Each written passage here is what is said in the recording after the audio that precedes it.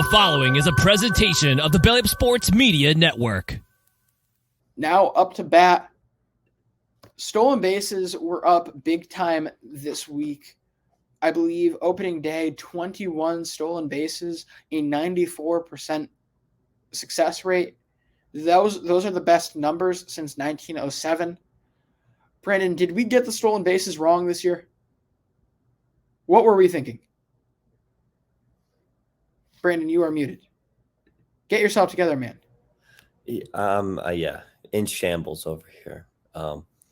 He's shook by stolen bases. Yeah, no, we didn't get it wrong. Stolen bases are fantastic. I mean, who's actually mad that these guys are stealing so many bases? Oh, no. I mean our analysis. Did we get our analysis wrong on this? Our analysis being that we thought honestly, here's my thought process. We got it wrong because we weren't in enough. We did not commit enough to the stolen base. You're saying we underestimated the amount of stolen bases? I think I personally grossly, I was all in on this. This is going to make a drastic change to the game. Remember last week on our live, if you haven't seen it, go ahead and check it out on YouTube and on Twitter. We also have our interview with Matt Arcara from the Batflip podcast on YouTube as well. I took my MVP pick in the National League based on who I thought was going to have more stolen bases on a better team, because I know that those guys with these rules are going to be able to control games, but in command games. But at the same time, I feel like I even underestimated the stolen base situation right now, because here we are, 21, the most since 1907 at a 94% success rate. Stolen bases are about to take over the league. That's going to be so much fun for us, but I feel like we looked at it wrong. Like we undervalued the stolen base guy, and more so the catcher. I feel silly saying I'm fine with letting a guy like Christian Vasquez go to Minnesota for that contract because I wouldn't have wanted to pay that to bring him back after trading him. No, I'm firmly on the opposite side of where I was a week ago, because good defensive catchers are going to be more important than ever now. Being able to get that slight difference is going to be more important than ever. The guys that are able to steal bags are going to definitively control the game. I went a little wishy-washy into it. I leaned into it a bit. I should have dove head first. And LJ, you're right. And I like the pun there, diving head first. Very, very nice. I mean, look, I just looked it up on Fangraphs. They have it awesome. You can do like a custom date range on their website to figure out stuff like this. The first weekend of the season last year, there were 29 total stolen bases. That's the Thursday through the Sunday.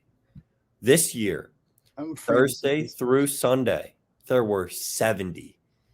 That is 2.4 times more stolen bases in the same first 4 days of the season. And not only that, yes, and I don't have any stats to back this up. I should have looked at that also, but just BS. Nobody needs real stats. Here's my BS take that could very well be wrong. Stolen bases are up. True too. Stolen bases are up. And I know with no shift and all that, but for everyone that was saying it was going to crazy inflate the offensive stats, I really don't think that that's happened, LJ. I don't think that, I've seen really good pitching performances from all around the league so far. I just think guys are getting on base, and the pitchers, they don't have time to stand there and worry about who's on base. They have to worry about more on the batter. The pickoff rules, of course, come into effect. The bigger bases come into effect. I think that the teams are stealing more bases, and it's making the game more exciting, but it's not making it so the games are getting out of control with the scoring.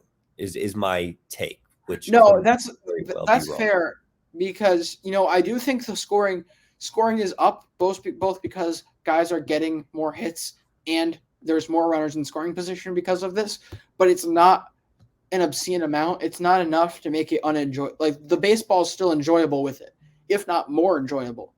And that's because there is this trade-off, exactly as I've gathered you're saying here, between the fact that the pitch clock makes it so the pitcher can't worry about it.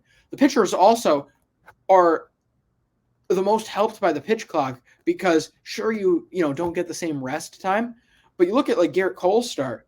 Yeah, no, he can't get in his head anymore. He was can't. moving because he got a couple good pitches in, and all of a sudden it started to snowball because out of control for the other team, because he just was rolling, throwing great pitch after great pitch and not having time to focus too much on it and harp on it. And so that made it great. And then at the same time, look at it over at Ronald Acuna. Acuna here, only one stolen base, mind you, has only gotten on a 33% clip.